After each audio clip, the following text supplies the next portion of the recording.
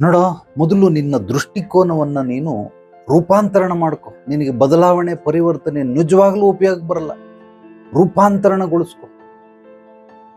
ಯಾಕೆ ಹೇಳ್ತಾ ಇದ್ದೀನಿ ಅಂತಂದ್ರೆ, ಈ ತ್ರೀ ಇಡಿಯಟ್ಸ್ ಪಿಕ್ಚರ್ ನೋಡ್ದ, ಅದರಲ್ಲಿ ಚತುರ್ಲಿಂಗಂ ಅಂತ ಒಬ್ಬ ಇದ್ದಾನೆ, ಅದೊಂದು ಕ್ಯಾರೆಕ್ಟರ್. ಸೊ ಇನ್ನೊಬ್ಬ ಅಮೀರ್ ಖಾನ್, ಅವನ ಕ್ಯಾರೆಕ್ಟರ್ ಏನೋ ಗೊತ್ತಿಲ್ಲ, ಅಮೀರ್ ಖಾನ್, ಅವನು ನೋಡ್ಬಹುದು. ಅವನಿಗಿಂತಾನು ಡಿಗ್ರಿಲಿ ಫಸ್ಟ್ ಇಯರ್ ಡಿಗ್ರಿ ಬಿಟ್ಬಿಟ್ಟು ಥರ್ಡ್ ಇಯರ್ ಡಿಗ್ರಿಗೆ ಹೋಗ್ಬಿಟ್ಟು ಕೂತ್ಕೊಂಡು ಪಾಠ ಕೇಳ್ತಾ ಇರ್ತಾನೆ. ಅವನಿಗೆ ಕುತೂಹಲ, ಅಲ್ಲಿ ಏನು ಹೇಳ್ಕೊಡ್ತಾರೆ ಅಂತ.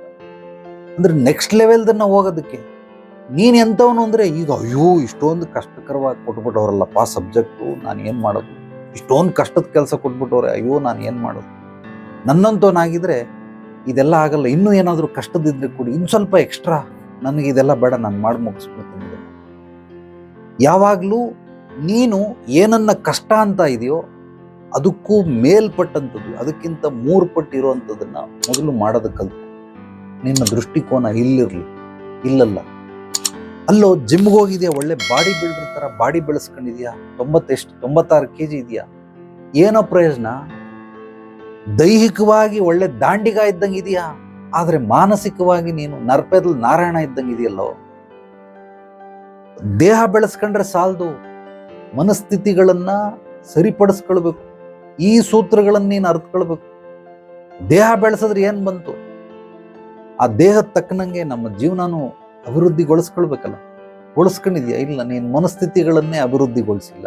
ಇನ್ನು ಪರಿಸ್ಥಿತಿಗಳನ್ನು ಹೆಂಗಪ್ಪ ನೀನು ರಿಪೇರಿ ಮಾಡ್ತೀಯಾ? ಹೆಂಗಲ್ಲೇ ನೀನು ಸಂಭಾಳಿಸ್ತೀಯಾ?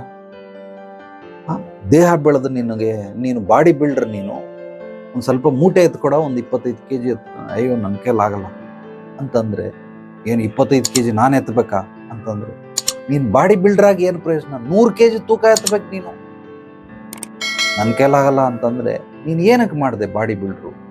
ಸೊ ಮೊದಲು ನಿನ್ನ ಮನಸ್ಥಿತಿಗಳನ್ನು ತಿದ್ದುಕೋ, ಪರಿಸ್ಥಿತಿಗಳೆಲ್ಲವೂ ಸಾಲ್ವ್ ಆಗುತ್ತೆ.